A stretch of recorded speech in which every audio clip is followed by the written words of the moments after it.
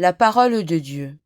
Ses serviteurs s'approchèrent pour lui dire : « Père, si le prophète t'avait ordonné quelque chose de difficile, tu l'aurais fait, n'est-ce pas ? Combien plus lorsqu'il te dit : baigne-toi et tu seras purifié. » Le commentaire.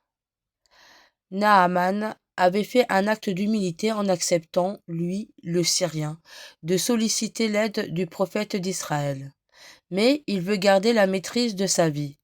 S'il veut faire un acte extraordinaire, il est prêt à mobiliser tous ses biens, toute son énergie. Dans ce cas, insidieusement, l'orgueil reprendrait ses droits. Peut-être de manière analogue, avons-nous, au début du carême, décidé un programme de conversion exigeant. Cependant, le chemin que le Christ veut nous voir prendre est aussi simple que celui de que Samuel propose à Naaman. Non pas copier le pharisien de la parabole dans ses réussites, mais prendre la posture du publicain. Prends pitié de moi, car je suis un homme pécheur. Alors vivre de la miséricorde, c'est faire attention aux riens de nos vies, aux gestes a priori insignifiants, et y mettre nos cœurs. De tels riens sont d'autant plus capacités à recevoir la fécondité qui vient du Christ. Thérèse de Lisieux résumait cela en une simple expression : par la confiance et l'amour. Partager. Le bon plaisir de Dieu ne réside pas uniquement dans des sommets inaccessibles à gravir, mais un général d'armée, Naaman, il est demandé une simple baignade dans le Jourdain. Plus précisément 7 bains pour la guérison de sa lèpre. Sa grandeur est d'avoir fait confiance à sa servante en suivant humblement ses conseils.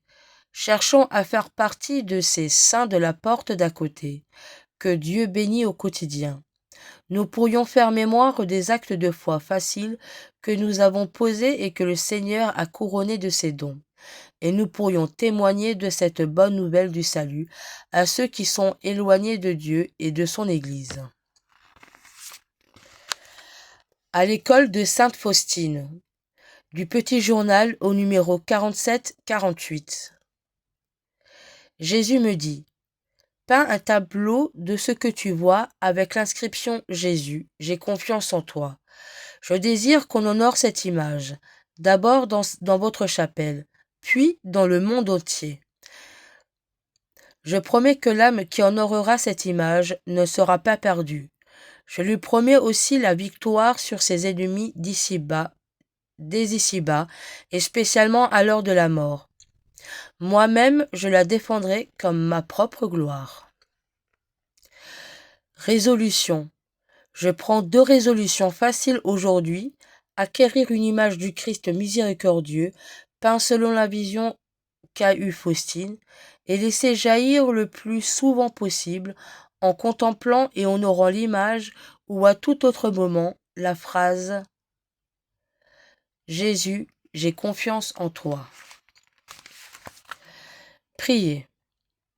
Délivre-moi, Seigneur, de la paresse qui s'agite, déguisée en activité, de la lâcheté qui accomplit ce qu'on me demande point, afin d'éluder un sacrifice.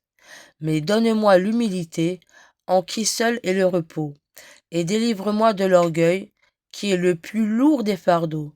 Pénètre tout mon cœur, toute mon âme, de la simplicité de l'amour. J'espère le Seigneur et j'attends sa parole. Près du Seigneur est l'amour, l'abondance du rachat.